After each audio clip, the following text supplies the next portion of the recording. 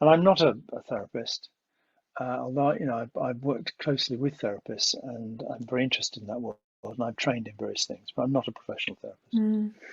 But it seems to me that the the profound move, nearly all therapies, all talking therapies, are in a sense an effort to re-story our lives. We have a version of our life, an interpretation of events. Things happen. We can't change what has happened, or the memories of them will shift, but our interpretation and the significance we give them, we can change. And that's what forms a story. Eventually, whatever's happened has passed, and we're left with a story. And until those stories are articulated, they're within us. Sometimes they're even unconscious. But putting the story out creates a modicum of separation. And I think that's a fantastically important move. It's the key move, because it says, this is a story I have. This is not a story that has me. This is a story I have. And then in Constellations, when we put it out, that story, then we can cooperate and work in the moment, with the skilled constellator, to explore how that story might otherwise play out, and even to experience a more generative interpretation of events, or understanding of events, or layering of events. So, stories for me is a phenomenally important aspect of, I suppose, our being, that it goes right back to who do we think we are? How do we move through the world? And they're kind of narratives, there are stories that govern who we are, that we sometimes are trapped by, and that we can explore and loosen a bit, give ourselves more space, more options to work with. I think narratives, as well as being great fun, there's something pretty profound. I think I said in the book, the Coming Home to Story book, that to tell a story is close to the heart of what it means to be human. Yeah, I agree with that. Yeah. And I really liked in the book when you were describing the workshops that you led, where people would offer up a story of their life that would then be turned into a fairy tale by the group and given back to them. I think that's exactly the kind of work that I like to do, because I think it's like just working on it, because it's not just telling it, because you can, go to see a therapist for years and tell the same story over and over again. And what's important is to start having conversation with the story. I really enjoy that idea of having a conversation with any story, whether it's yours or like a typical fairy tale or whatever story it is. You can have a conversation with it. You can find metaphors in your life that kind of start resonating, and so many things can happen. Yeah, I think that you used a phrase about talking to our stories, and I love this idea. I think there's something really important, the difference to highlight between having a conversation about our story and having a conversation with our story. The first one, we can go round and round and round and round and round and round, because we are invoking our logical, rational mind to make sense of it, our propositional mind to talk about it and try and interpret it. And when we're engaging with the story, somehow I think that's when we enter the imaginal space of the story. And we haven't used that word, I don't think, yet, but that it's a fascination of mine, and I know it's a fascination of yours, that there's something about that imaginal space in which the life of the story is given room to breathe independently of the teller. Yeah. And that's an extraordinary space to explore, and it's a place which can be very wise in a strange and rather inexplicable way.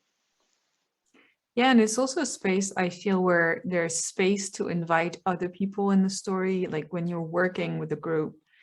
Because very, very often we are very enmeshed with our stories, right? We're really close to them, and in a way we're alone in them, and that's what can create the loop, like this is my story and this is all I am, and this is but when you start entering that imaginal space and kind of opening it up, suddenly there's more space for people to be in it with you.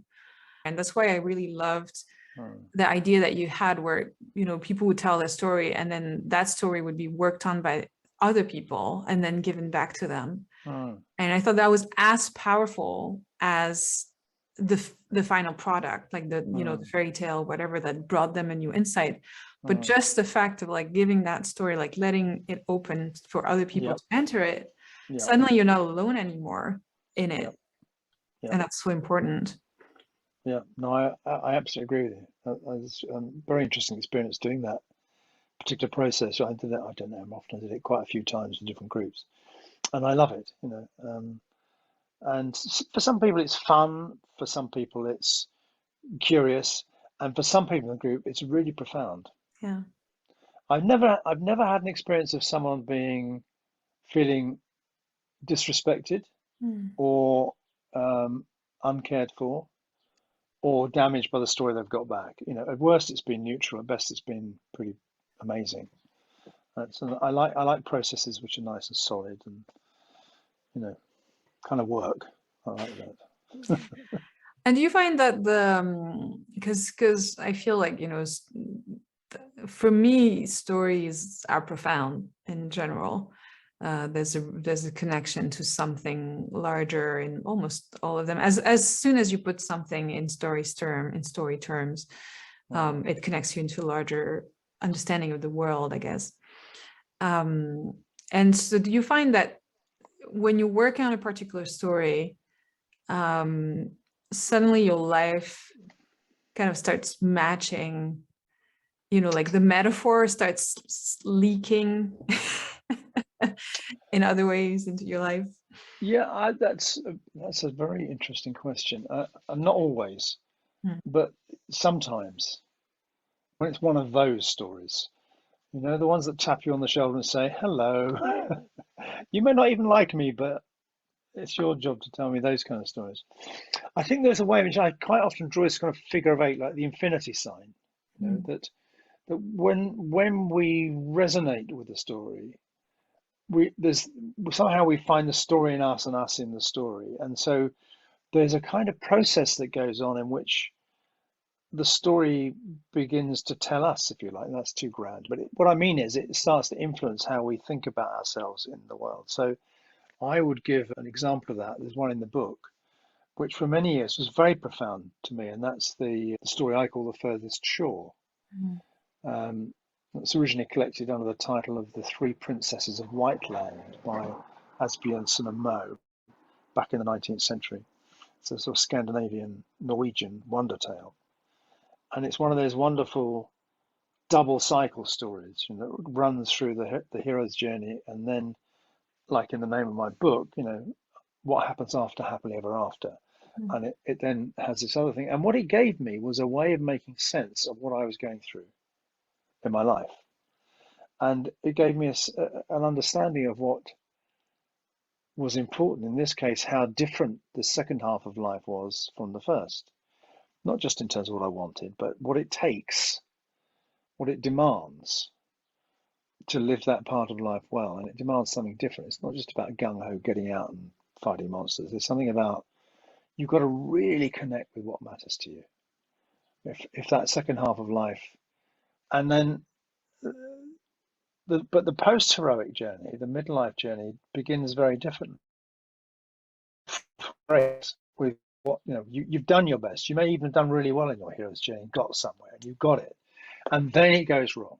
Then something is profoundly wrong. And those stories offer a different notion of the quest that's needed at that stage of life to sort of find yourself anew.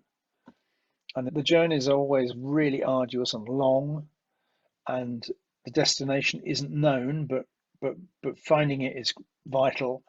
And very often they are involved a deep connection with the world.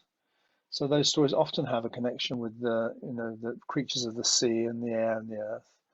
And they also quite often have a little trickster element in it. If you're really going to claim yourself, you have to sometimes step outside the rules. Do everything right, be a good little boy and girl. Ain't gonna get you there.